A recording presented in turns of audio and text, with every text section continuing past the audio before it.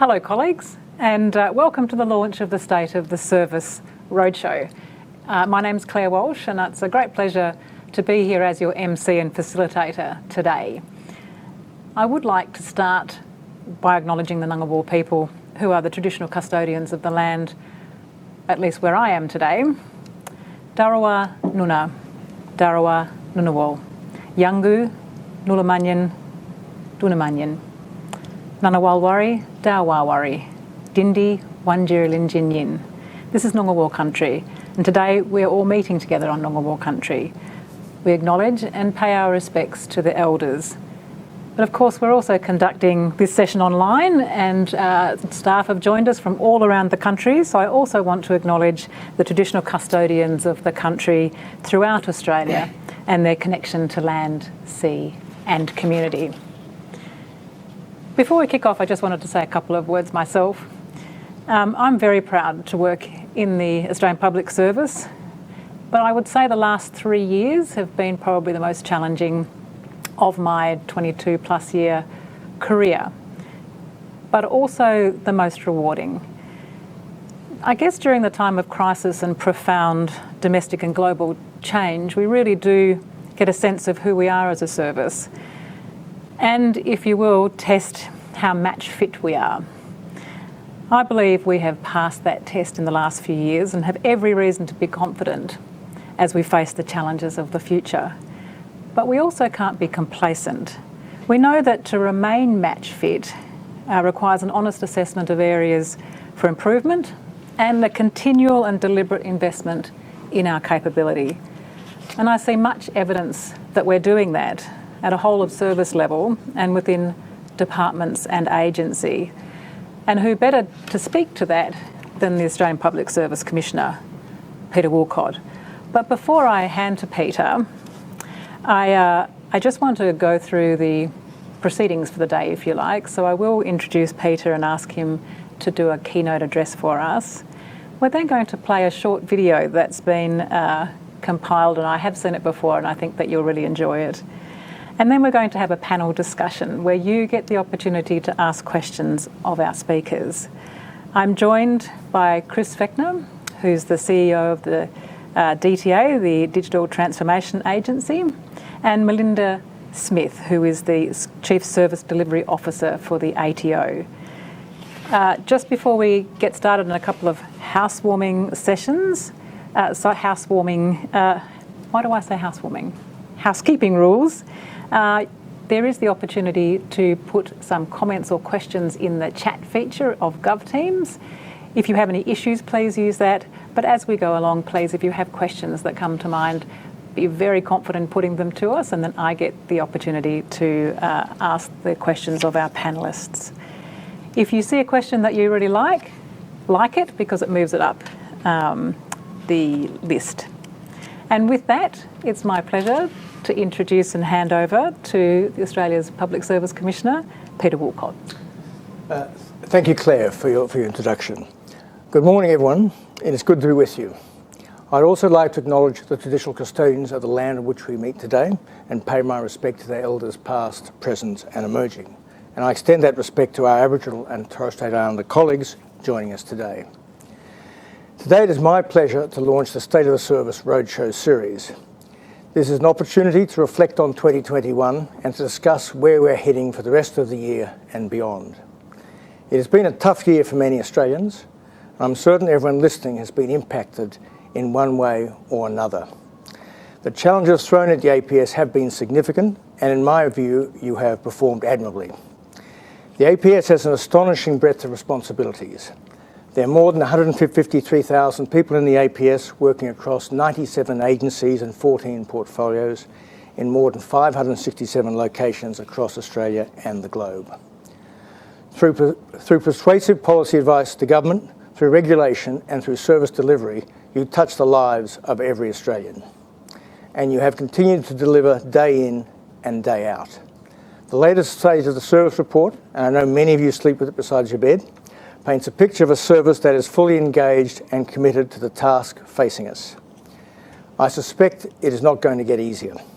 The demands on good governance, on statecraft, and our capacity to work as a cohesive public service will continue to grow, as will the public's expectations of government. The world around us is changing at pace. Our attention has been dominated by crises over the last 2 years, at home and abroad. For the APS, this has meant making rapid changes under increasing pressure as the needs of citizens and governments shift dramatically. The pandemic continues to illustrate the increasing complexity for our work, a public health crisis with implications for our economy, our regulatory system, national security, and how we deliver services, integrate technology and data, and mobilise our workforce. This pandemic will pass, but the challenges around geopolitical and societal volatility, technological change and economic disruption will not. If we are to continue to serve effectively the government and the Australian people, we will need a public service that is driven by data and the sophisticated utilisation of technology. We'll need an APS that is collaborative and works as one enterprise in dealing with increasingly complex and interconnected issues. We'll need diversity of ability, culture, gender and age, an APS that reflects the community that is modern Australia, and we'll need an inclusive culture to leverage the breadth of our perspectives and expertise that resides in each and every team across our organisation. And most fundamentally, we need an APS that adheres to its values, committed to service, ethical, respectful, accountable and impartial. So, where are we heading? Public service reform is a never-ending journey. Much of it is about cultural change, and that takes time and coordinated leadership. But it's also about how we acquire, retain and develop our capability to make sure that our employee value proposition is not fraying and that we stay competitive for talent. When David Thodey presented his report to government, it proposed wide-scale changes to ensure the APS was fit for the future. In essence, these focused on the need for a more joined-up, people-facing, data-enabled, capable and trusted public service, able to deliver effectively in a radically new operating context. The review was building on strong foundations. If you go back and look at Terry Moran's blueprint for reform in 2010, it is striking how the Thodey Review has built on this work. The government agreed with the majority of the independent panel's 40 recommendations and asked the Secretary's Board to take these forward. Our most senior leadership group, the Secretary's Board, has in fact seized that opportunity. It has used the pandemic to accelerate implementation of practical reforms that make a difference. The public service 10 years from now will look very different from the public service of today. So what does this mean for your work? Clearly it requires a very major focus on our people and our capability, and it's now 1 year since we launched the first APS workforce strategy. The strategy is the foundation for driving the alignment of APS initiatives and investment to attract the best, develop the capability of APS employees, and mobilise people to our highest priority work. Implementation of this strategy is supported by the APSC Centre of Excellence for APS Workforce Planning Capability. This small team is having a high impact in its support across APS agencies, fostering workforce transformation across the enterprise as a whole, while meeting the unique circumstances of particular agencies. System-level thinking is crucial. However, I strongly believe that ensuring the enduring capability of our people is in many ways at the heart of APS reform. Last year, we established the APS Academy. It is a hub of learning for employees at all stages of their career, with a focus on the core craft capabilities that are critical for world-class public service. Under each of these capabilities is an array of learning and development opportunities available to every APS employee, irrespective of location and stage of your career. By way of example, these range from foundational training in topics such as integrity or delivering great policy, professional development in topics such as human-centred design or engaging stakeholders, through to the delivery of SES masterclasses that recognise the unique operating environment of the APS. An APS Academy faculty made up of respected current and recent APS senior practitioners guide the design and delivery of programs on offer. It is part of a deliberate new approach to L&D that leverages strengths and areas of expertise across the APS and seeks to embed a culture of continuous learning. One example is an EL2 professional development program under development. We're seeking to offer a flexible pathway for participants to choose learning components that emphasise particular areas of capability development aligned to APS-wide needs. For example, managing hybrid teams or developing leadership capabilities. We're looking to start rolling out the program later this year, so you'll be hearing more about this in coming months. An APS learning board made up of APS and external experts has also been established to look at new ways to build capability right across our strong workforce, to best support our people to develop the skills and expertise they need to deliver for the Australian people and communities we serve. One of its early priorities has been to reduce duplication and inefficiencies in L&D purchasing practices across the APS. A new learning marketplace is being explored aimed at increasing competition and innovation in the market, and also ensuring we get the biggest capability uplift for dollars spent. And to ensure we can make the best use of our expertise and resources in a fast-moving and interconnected world, we've also undertaken a review of APS hierarchy and classification. This review looks at ways to make sure we better value and utilise the expertise and contribution from people at all levels, roles, functions and locations across Australia.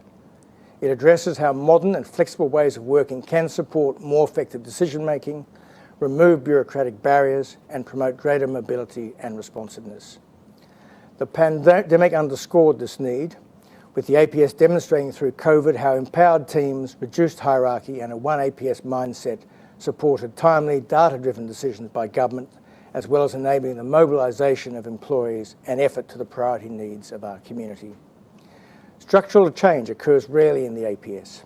In fact, in the 120-plus year history of the APS, the classification system we have today is a result of two major reforms, a shake-up in the late 80s and then a move to the current APS and executive level structure in 1998.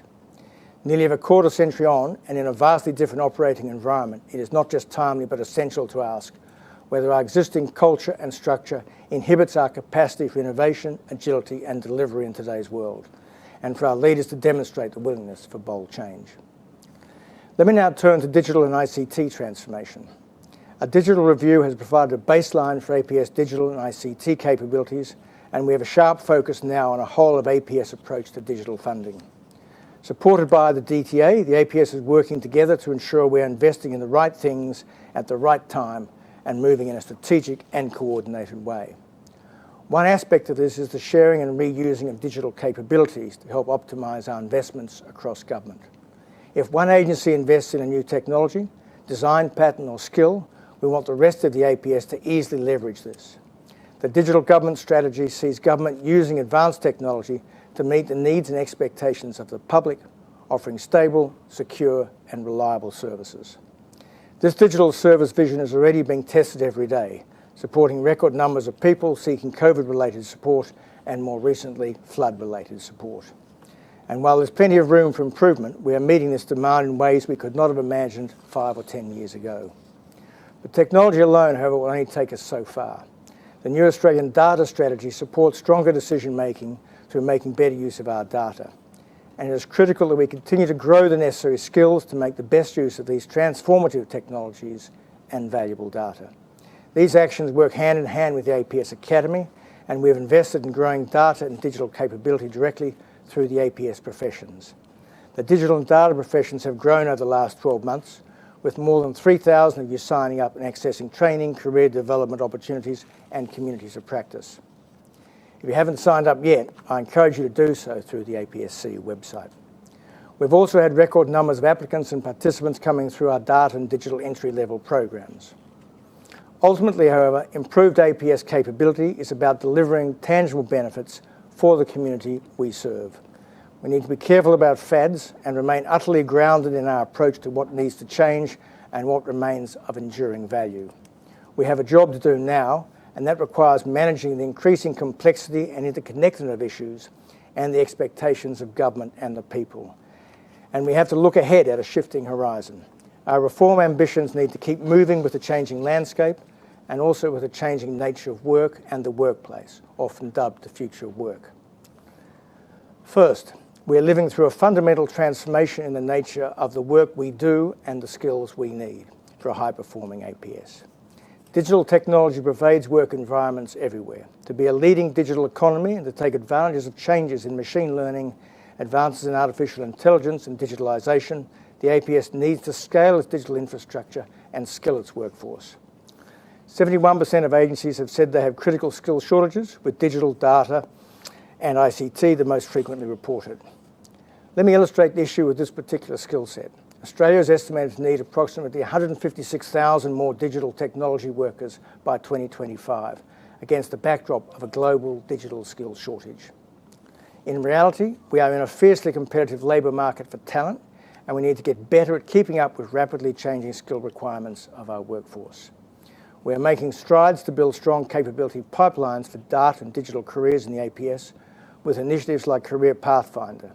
At the same time, we need to develop data and digital literacy across our whole workforce. Second, we need to imagine where we work, learning from the at-scale working from home experience and accessing new talent pools across the country to bring in the skills we need. We need to retain expertise and develop capabilities with our existing workforce, but that alone cannot provide all the solutions. We also need to bring in expertise to reinforce our capability. Our capacity to attract those we need may require a substantial shift in our perceptions of where work can be done. Hybrid work, splitting time between both the office and home, is not a new concept and will almost certainly be a feature of a contemporary APS. Whilst many of you are already doing this across the APS, leaders will need to be well equipped at leading and managing dispersed teams. The use of flexible working arrangements in the APS, including working from home, predates the COVID-19 pandemic and will be a mainstay for the APS to be seen as an employer of choice. However, we must continue to strike the right balance between flexible work arrangements and delivering on behalf of government and Australians. For example, many of us are employed in frontline roles or secure IT environments where the notion of flexible work may look very different. Skills shortages in the broader Australian labour market and strong competition for specialist talent and expertise increasingly requires flexible and innovative ways in which to attract and retain our staff. For example, most of the digital and data roles are advertised within Canberra, but we know more than 90% of the talent with digital and data skills are located outside of the ACT. Decisions about flexibility and where we work can remove the geographic boundaries of recruitment. This also presents an opportunity for the APS by bringing us closer to the communities we serve, helping to improve service design and delivery. Crucially, however, in a competitive war on talent, it enables us to tap into labour markets right across Australia. Third, the COVID experience has shown that flexibility is possible in the APS and new ways of working can empower staff and deliver positive outcomes. One of the successes of this period has been the ability of the APS to work together with new opportunities for different parts of government to come together. Public servants have also been deployed across the APS at a pace and scale never seen before. One example of this is the APS Surge Reserve. More than 4,500 people were deployed over the past 2 years from across the APS to surge to priority work. As we speak, approximately 500 people are deployed to Service Australia from 23 APS agencies, assisting to process disaster payments to Australians as a result of the devastating floods in New South Wales and Queensland in early March. This collaboration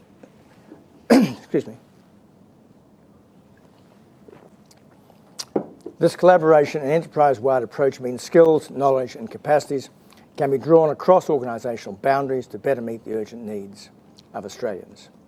The need for collaboration across traditional agency lines will continue. We will need to ensure that our culture and structure are well suited to this way of operating. Today, 50% of employees in the APS are digital natives from Gen Y and Gen Z, who expect their roles to reflect technological advances and new ways of working. Building on a strong platform of continuous reform and to prepare for the future of work, a new Future Work Secretaries Board subcommittee and cross-agency task force has been established to develop practical and evidence-based actions to ensure we attract, develop and retain the capabilities and talent we need. Now I want to finish up by talking about the relationship between the public service and ministers and their officers. It is timely to do so given that soon a federal election will take place. Irrespective of outcome, it will signal a renewed agenda from the government of the day. Our caretaker conventions guide our approach. Once an election is called and we enter the caretaker period, each of us should already be thinking about how the caretaker conventions will apply to our work. How the APS manages transition in an election context is one of the ways we act with impartiality and demonstrate our wider stewardship. One of the great strengths of Australian democracy is the way we manage transition between governments or ensure continuity and renewal for a return government. This, of course, is underpinned by the preparation of incoming government briefs, the red and blue books provided to the party voted into power by the people. The smooth management of transition is fundamental for the safety and prosperity of Australians. But more than that, a strong partnership between the APS ministers and their staff is at the core of the Westminster system, and it operates at its best when characterised by mutual trust, respect and confidence. Not every member of the APS will have direct contact with ministers and their staff, but it is important every member of the APS is aware of our respective roles. Working with the Ministerial Liaison and Reference Panel, a set of guides have been published to support the APS establish strong partnerships. They cover working with ministers, the role of departmental liaison officers, the operating environment of a ministerial office and ministerial transitions. With the APS Academy, the panel has also assisted to develop and deliver a new Strengthening Partnership SES learning program. We're now building on that work to develop a complementary program for parliamentarians and their staff to ensure that they can get the best from the APS. So let me conclude. I do not need to remind you that there are both natural and global forces at work that will throw up complex challenges for us as a service to manage. And the clarity around the forms they will actually take is mixed. It was the philosopher Kierkegaard who said, events can only be understood backwards, but must be lived forwards. They'll require fine-tuned statecraft and the APS working at its best. If we are to serve effectively the Australian people and the government, we'll need to work in partnership and as one APS to harness the diverse perspectives and knowledge our organisation can bring. It is not by chance that the Australian Public Service is one of the best in the world. It is because of the sense of service that you all embody and the values that guide our work, including political impartiality, merit-based appointments, hard-headed advice, and stewardship of the system by our senior leaders. So again, thank you for all the work you've done, and I wish you well in 2022. Thank you, Claire. Thanks, Peter. Peter covered a lot of territory there, and there's a lot there for people joining us today to think about, and obviously a lot of questions that you might have. So please, I encourage you to put those questions forward. I would like to move directly into our panel discussion for now, and our panellists, as I said before, is Chris Fechner, who is the CEO of the Digital Transformation Agency, and Melinda Smith, who is the Chief Service Delivery Officer for the ATO. And I wonder if I could start with Melinda.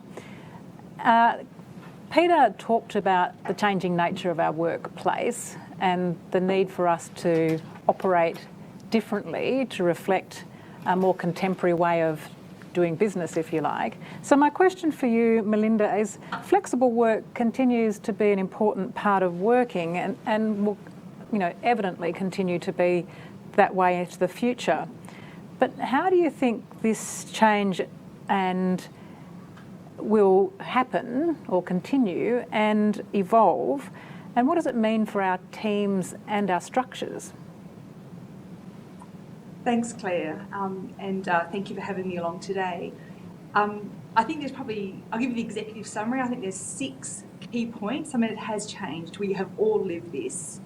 I think the point to make is it's going to continue to change. And I'll talk a little bit more about that. Our customers, our clients, citizens, whatever you call them, they have changed too. And I think that's an important fact to remember. It's not just our workforce, but actually our customers.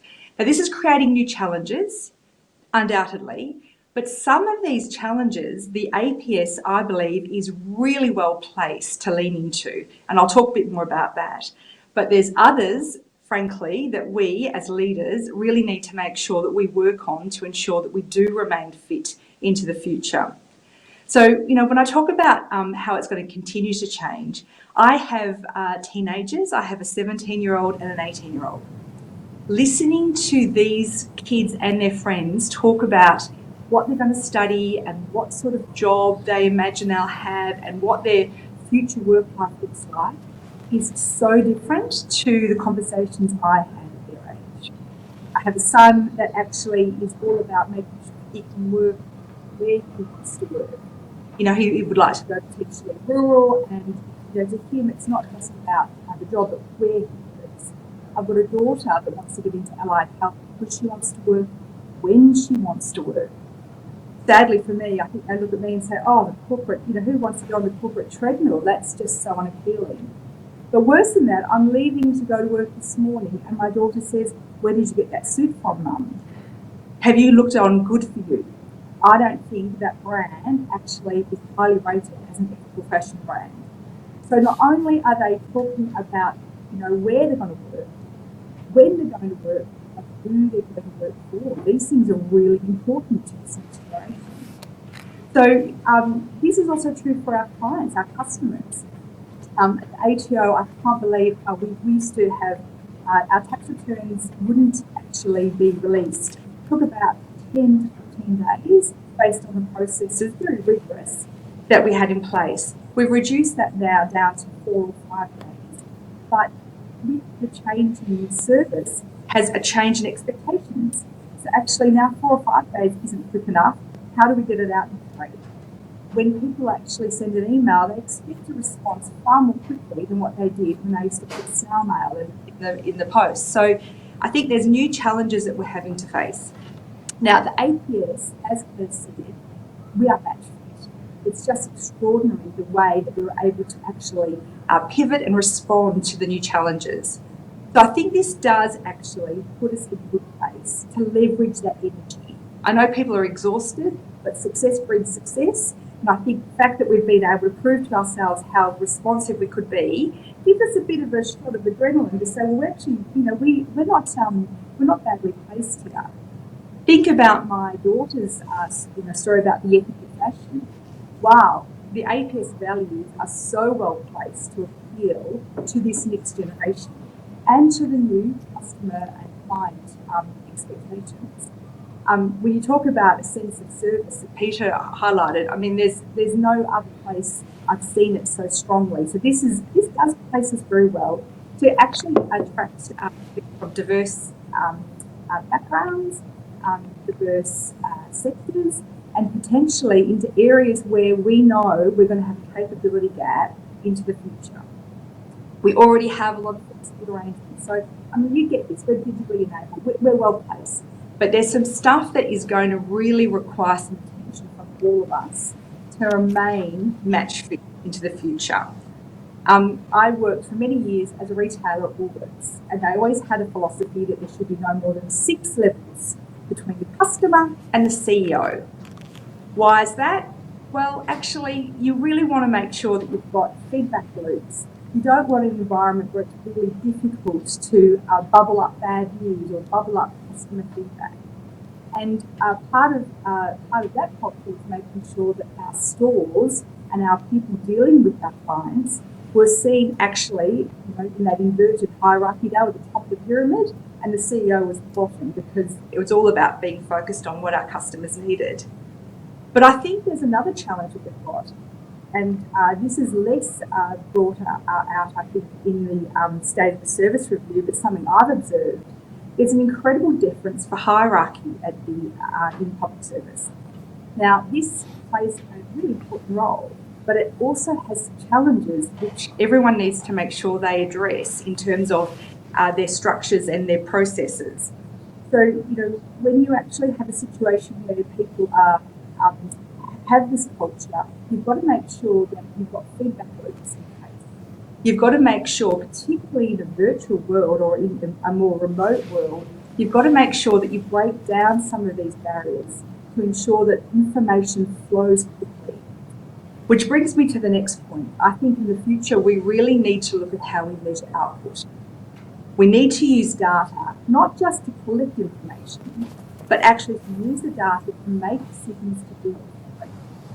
And we need to focus not on what are the end goals that we want to deliver, but we've got to be much smarter at looking at what are the leading indicators, the things that actually tell us, we can actually move quite quickly here because we can see there's a couple of leading indicators that are indicating to us things might go awry. And I think that's a whole new way of thinking when you actually have to deal with a much more remote workforce. So I think, we are in a great place, but I think what's happened actually is a bit like a tipping point. It has been not just evolution, but it's a revolution. And I think that all of us really need to apply our thinking to how do we leverage the strengths of the APS, but how do we address some of the challenges that will remain and need to be considered. Thanks so much for that, and some really good points that you've made there. I love the sharing of your children's stories as well. I mean, that's really instructive for us in terms of contextualising some of the challenges that we have. And kids always keep us grounded, don't they? But this is a really... Wear this jacket for Clare. It's a really good segue then to a question for Chris. We're talking about reform in the way that we work and the nature of the public service. So, Chris, with the nature of our work and the changing and to some way increasing community expectations of the public service, and Melinda touched on a couple of those, they're asking us to be more responsive and they're wanting that response to be through digital transformation and the better use of data, as Melinda said. So I'm interested in your perspectives of that and what that might mean for the future of how we operate. Thanks, Claire. And I very much agree with a lot of the things that Melinda said, but one thing I'd like to add from the outset is that I think an effective public service that does digital well inside its organisation is also better able to provide services to meet the expectations of citizens and businesses on the outside. So, very much the world has shifted to the online environment as a result of COVID. It's been a really big driver to move that transformation at a faster rate than it's ever happened before. And the expectation is for all citizens and businesses is that they can actually do the services they want, where they want, when they want, through the channel that they want. So that doesn't mean digital everywhere. It means understanding that we need to give the choice to our citizens and businesses, and they expect to have high quality services delivered to them now that are organised around their needs, not around the processes of government. And the work that's being done through the APS on things like human-centred design are really good indications about how we need to rethink the processes. We're also seeing how it's changing expectations for citizens when they're actually engaging with government. There's a requirement that if citizens have told us something about themselves once, they shouldn't have to repeat that through half a dozen different agencies. They should be able to have that information available to support them in resolving their situation. But with that particular type of storage comes a risk as well. The more that we know about citizens, the more we have to be careful with the information that we have for citizens. The social contract that we have about the trust and confidence in government is actually very critical to be maintained by managing the security and privacy of that information. So it goes a little bit more to the expectations of consumers. Everybody hears about cyber a lot at the moment, and just how often governments are attacked both through state actors and also through cybercrime. A lot of the information that they're trying to get from government is about citizens. So we have to be able to step up our capabilities in that space as well. So people expect that we are really lifting that. And the ACSC actually reported about 20% of all of the cyber incidents that were reported by government agencies in the Commonwealth. And if you add state and territory into that, that took it up to 35. So one thing that I think that the consumers really expect is high support around cyber. They need to understand also that the services that they're being offered are actually designed around their needs, not just the regulatory and policy needs of the government agencies.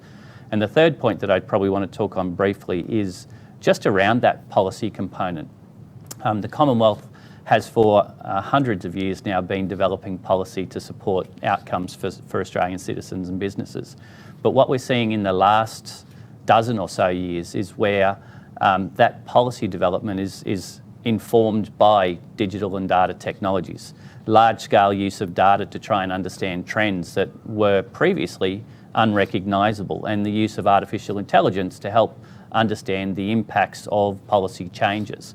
And also, very much through the digital lens, citizens expect to be co-contributing to policy now. They want policy to find around what it is that they need, not what they are told by government. So it's really driving us into making more collaborative decisions about policy with our citizens and our businesses, and it's based on that really fast channel through digital where you can get large amounts of responses in a really short amount of time to actually better design those policy outcomes.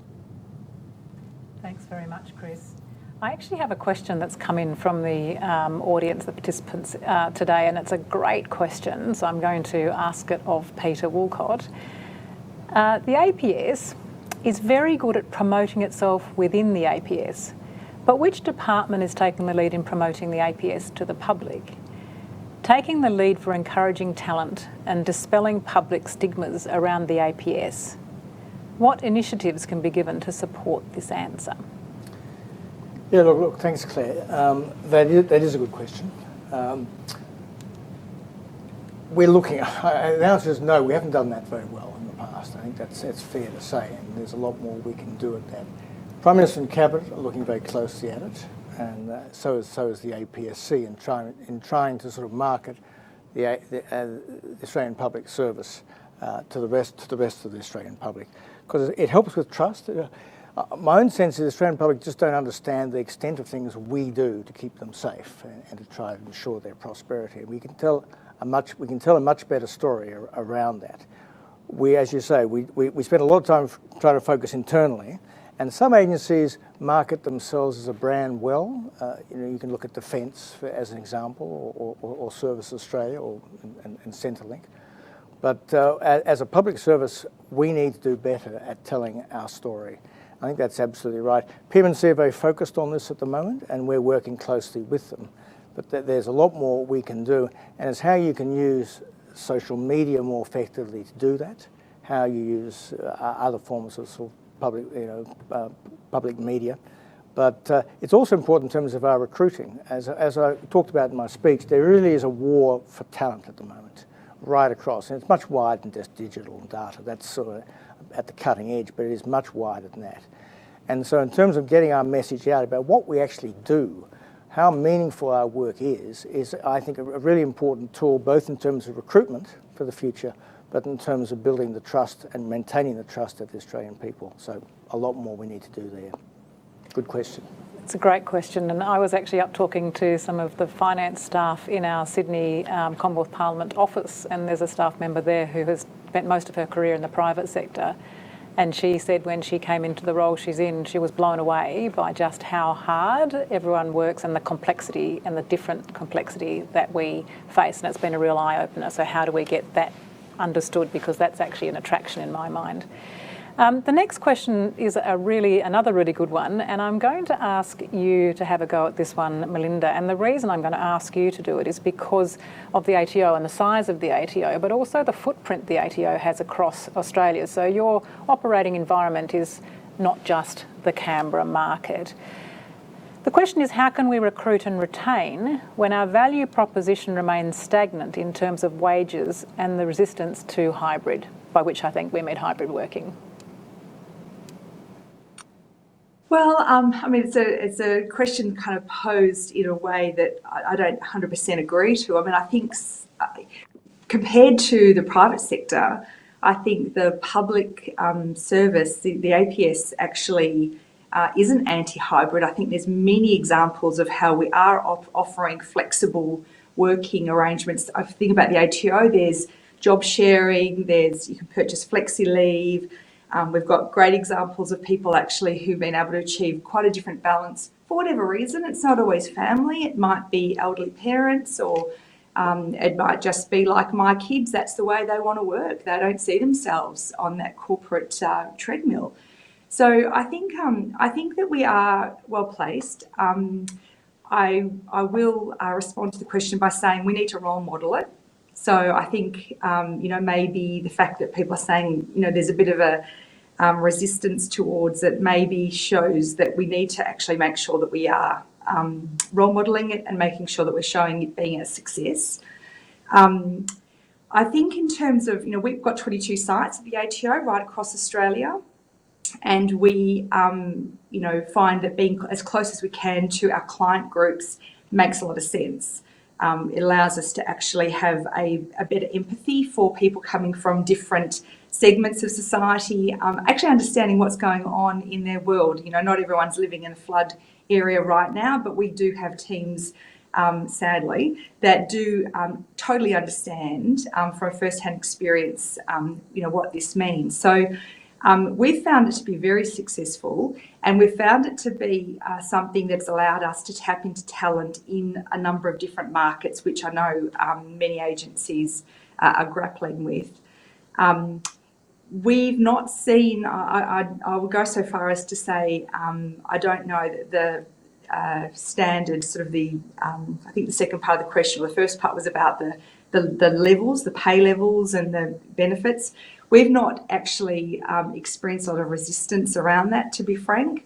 I personally would love to be living in Albury instead of Sydney CBD on my salary, but actually it's a little bit like your whole life. You make decisions based on what it is you want. I want to live here. I know it's a higher cost of living, and I can see that there are different job opportunities available, but there are a lot of I don't think any agency's ever done any research to look at what motivates talent to realise it's not always about the salary. It's about feeling like you're making a contribution, and I think that's how we've approached that. I hope I've answered that question. I'm sorry to disagree with it. No, that's fine. We're at a public service and we're into contestability, so it's a good thing. I have a question myself for Chris, and that is, technology and the use of digital and data actually is moving quite fast. And what I wonder, and you're relatively new in the DTA, so it's probably a good time for you to make some early observations. Do you think the question of culture that Peter went to in his address, can our culture keep pace with the rapid changing of technology? Or is technology actually going to drive a much faster changing culture? Thanks, Claire. My personal view is that the culture of any organisation is actually one of the keys to its success. I think the future of the successful organisation is where you can actually have those aspects of the culture about the organisation, the way they do things, that actually make them successful, are transformed as well using the digital landscape. So we would have seen 2 years ago when people first started moving to video conferencing, for instance, that there was quite a lot of robotic actions going on, a lot of people with screens turned off and a whole bunch of things like that basically tried to hide the fact that were using a digital channel. And people, I'm sure at the start of that, were busily writing down on pieces of paper and sending emails and all sorts of things. But as that has become more of the relevance of the outcomes, what we're actually seeing is people engaging digitally more and actually starting to see culture flow through in the digital space. And we've seen that with a lot of technology. So many things have changed so quickly in this particular aspect about the collaboration, especially where we saw, platforms like Teams and Zoom come out that had new features coming out every other day, hands up, the ability to be able to control the conference, to add new people in dynamically, to be able to share rich experiences, all through those things. And suddenly I think you got to this point where people were recognising that, hey, this actually works very effectively. And not only that, the 4 hours that I used to travel to go to a meeting that used to go for 1 hour no longer is there. So we saw some of those opportunities for efficiency. So I think when the benefits actually start to show in that space, we're actually seeing the people follow behind. And the use of technology, I know talking to Services Australia about the flood payments, I was talking to one of their senior officials, and they were telling me that through the use of technologies, they'd increased the straight-through payments of some of those flood payments to 40%, which means that now they had a lot more time to get to work on those more complex processes, and the people that needed the money that were relatively straightforward cases, they went straight through. And I think the other thing that Melinda talked about, even things that people don't particularly like to do, like paying their taxes. If you take the friction out of those things, you'll see it. So I think within the sector itself, we're seeing lots of people understand that the adoption of technology is actually supporting their work. And in fact, you talk about digital government, and Australia has an aspiration to be a top 3 digital government by 2025. It's very hard to now separate government from digital government because the technology has actually forced us, the data, the digital, the decisions we make on it, the access to the tools. I often like to tell the story that, I think it's 12 years ago, the iPhone didn't exist. So apps didn't exist. There is nobody that's digital native that doesn't actually understand what it was like to exist before the internet or before apps or before mobile devices. So when you say, Claire, that will technology ever overrun us, I don't think so. I think the nature of humans is that humans will change, and it's just the rate of that change is rapidly reducing. Those things that are really disruptive in the digital and data context are happening in so much shorter intervals now. It is driving us. And people do talk a little bit about change fatigue, but quite often in the digital context, it's that evolving change that becomes, and they actually even have words for it, it's called continuous innovation, continuous delivery type words. And the public sector will be successful, I think, if it goes into that more incremental, iterative, continuous innovation, continuous delivery model. Yeah, thanks, Chris. I have another question that's come in from one of our participants, and it's one for you, Peter, I think. Now, in your address, you talked about the APS Academy, which has just been a fantastic initiative and something that I'm very pleased to be part of as a member of the faculty. We know we've spent a lot of time talking about graduate programs, but also you and I have had conversations about other cohorts, if you like, and you in your address spoke about the EL2 program that's being developed.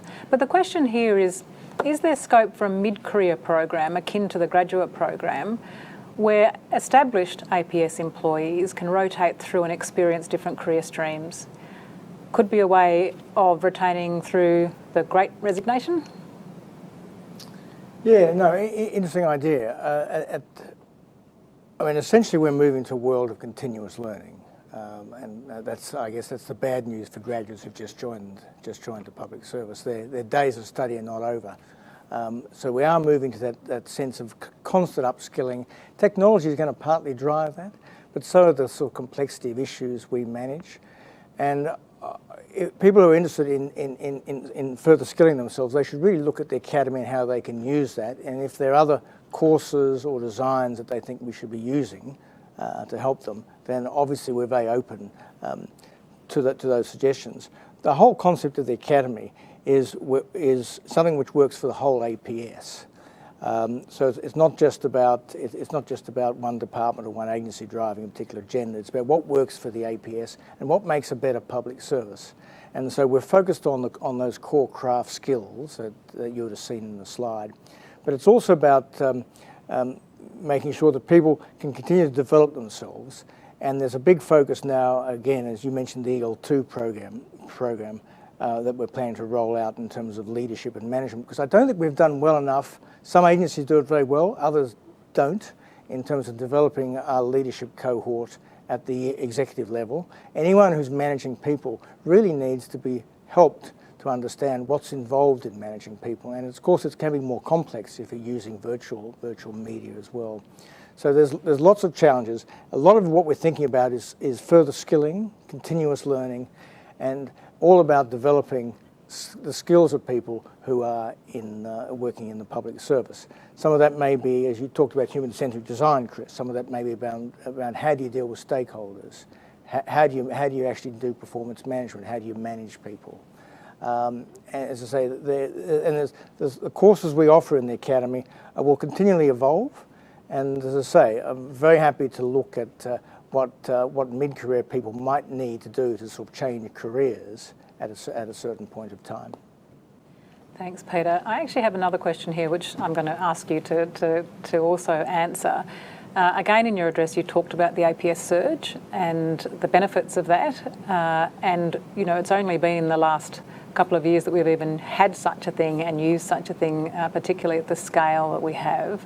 So the question is, what lessons have been identified in setting up the APS surge capacity, and what's being done to address them? So I guess both the things that we've learnt about ourselves on the positive and some of the other things that we may need to think about in terms of some of the challenges of implementation. The second part of the question is, what are the plans for maintaining it in the long term and for smaller emergencies that APS needs to surge for? Yeah, the focus of the APS surge is really very much on larger scale emergencies, whether it be sort of COVID related or flood or bushfire related. And that's been the focus of our work. So in the way we're trying to use the service, it has to be, there's lots of competing challenges out there. Everybody's very busy at this time. There's not a lot of surplus staff just hanging around waiting to be surged. It just doesn't work that way in our world. So what we're trying to do here is ensure that there's strong leadership authorization for when we call a surge. So we basically the head of Emcee and myself will take a surge request essentially to the Secretary's Board, normally intercessionally, and say we are going to now ask for 500 people or 1,000 people to go to Service Australia to do X. And so it's ticked off and you have that leadership authorization for it. When we first started this, we were doing it on the smell of an oily rag in terms of funding, so we didn't have we had a paper-based approach, and that went out of date very quickly. So we're looking at a technical solution so as we can make sure our lists are current, so then people actually volunteer to be part of the surge and be part of the surge reserve. Those lists are up to date. People haven't changed their jobs, are now in jobs they can't be relieved from. So it's a technological solution we're looking for. The authorisation part is something we learnt fairly quickly on. You need to have the leadership authorisation to do that. People can't just decide themselves that they want to go on surge. But it's a really important concept. It's that fundamental belief in oneAPS, that we're all in this together and we need to help each other and to help the Australian people in times of crisis. And I've got to say, in terms of when the Prime Minister or the Minister of Public Service, Ben Morton, speak about the public service, they really zero in on the surge reserve and the fact that public servants will put their hand up to go and do this sort of work outside of their normal job. So I think it's a really important part of the way we're going to approach the future, and obviously we're continuing to learn from each surge. There's one we've just done at the moment, which has gone very well actually. And it's also, I think, really important for people who are, let's say they're graduates in Treasury or Foreign Affairs, and I was a graduate in Foreign Affairs. They actually go and spend time in Service Australia, just 6 weeks, 2 months, to actually learn about what it's like to be someone affected by a drought or a bushfire or some other crisis. You learn a lot about what you're doing, your purpose of what you're doing. So it's also, not only is it important for the way our system works, but it's actually quite important for the individual itself who works in the Australian Public Service to develop that better sense of why they're doing this. Conscious of time, I have one more question that's come in, and I'm actually going to ask each of our panellists to answer it, but very briefly, so that we do get to each of you, and then we'll finish by playing the video that I spoke about before. So the question is this: the APSC and Emcee keep talking about oneAPS, one enterprise, joined up service, etc. But literally no one else seems to care about this concept. What is actually happening to make it a reality beyond buzzwords? And maybe, Chris, I can start with you. Thanks, Claire. Very fervently, I agree with that concept of the oneAPS. I talked a little bit about citizen expectations at the start, and it's pretty clear that most citizens and businesses actually don't care about the structure of government. They care about getting the outcomes, and their expectation is that those things need to be seen consistently. And I think we have made some good steps. So we've tried to, narrow those points of entry for citizens to see services. Things like the MyGov capability that's coming through. There's a whole range of services coming across, and we're going to continue to do that. It's also about understanding simple things, so we talked about collaboration. We've got the vehicle we're using today, GovTeams, for instance, actually allows all of the sector to go across, and there's a lot of technical blockers for us to collaborate inside of the public sector because of the historic nature of individual departments. So I think there's moves on the inside about standardising the way we do things for government on the inside, the ability for agencies to start to share data to support services better for citizens and businesses, and also just that view of we are trying to look at our best on the outside to citizens. So the australia.gov.au website, for instance, has recently gone through a transformation that actually shows that it's not just a PM&C website, although PM&C do look after it, but it is a website for being the centre point for all the campaign structures across the government. So we are moving towards it. We've seen stuff about mobility in the sector through the APSC, and we're really starting to see, I think, what will be a necessary thing to destructure government somewhat so that it focuses on the outcomes, organising itself around citizen life journeys and the like. So you can see that we have to move towards that oneAPS. So it will happen slowly, but it'll probably be a bit like a aircraft carrier. It takes a lot of energy to get it started, but it's really hard to stop once it does. Thanks, Chris. Melinda, can I pass to you? Yeah, well, it's within all of our gift to make it work. I mean, people ask what's happening at a broader level, but it's up to all of us to actually make this a reality, and no one disagrees with it. We had an example right now between the ATO and Services Australia. We're working on a panel for outsource. There's lots of differences between the agencies. There's lots of hurdles, but we sat together and we said, you know what? Our number one objective is to make this work because it's such the right thing to do. Leveraging the volume from Services Australia and the expertise of the ATO, together we can actually do a great deal for the Australian public. So, I think, each of you actually have to take this on and own it because no one disagrees with it, and it's up to us to make it work. Thanks, Melinda. That's nice and succinct. Peter, I'll give you the second last word because I've got a comment on this as well. Yeah, look, it's not a buzzword. It's fundamental to what we're doing. And if you look at how the Secretaries Board is working, you've got leadership from the top, which is just saying we have to work as oneAPS. The issues are so complex, so interconnected. We can't just do things in silos. That is a recipe for disaster. You look at the way we manage COVID, for example. Yes, that's a health emergency. But you look at all the aspects, how health are working with Home Affairs, with DFAT, with Treasury, with Finance, with ATO. I mean, it's been an extraordinary whole of government exercises, and that's a crisis. And that brings out the best in the public service always. But that's got to be our matter-of-fact way of working. We've got to be thinking collaboratively. We've got to be thinking who else needs to be involved in this. I think there's still a way to go when you sort of plunge down into an agency at certain levels. People are thinking about their agency, their people. And I think that's still part of the cultural change we're trying to manage here. They've got to be starting to think about not only their agency, but who do I need to speak to outside my agency and outside my team to help me manage this problem, because the problems are just too complex and too interconnected. So it's a work in progress, I would say. It's certainly not a buzzword. It's not going to go away. It's fundamental to our business, and certainly from the APSC perspective, it's something we push every day of the week. And just from my perspective, one of my roles is to chair the COO committee, which is a committee of chief operating officers around the public service. And just to give you a tangible example of where this does happen all the time, this collaboration, this oneAPS approach. Peter mentioned earlier in his address about the hierarchy and classification review. Now, what the Secretaries Board did was say to the COO committee, take a look at this.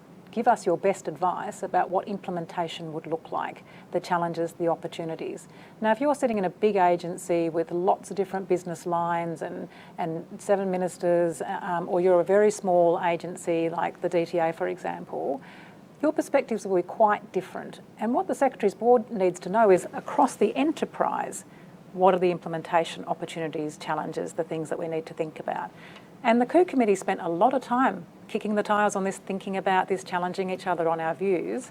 And I think what that meant was really strong advice into the Secretaries Board. And that's just one example. But I'll stop there because we are actually out of time. So can I thank you all for joining us for today's session, and also, of course, Peter, Chris and Melinda for your time and your insights. We are going to conclude with the video, and I wish you all a very good day, a very good week. If you or your colleagues want to watch this again or watch it at some point, it will be available on the APSC website. But with that, I'll go to the video and wish you all a very pleasant day.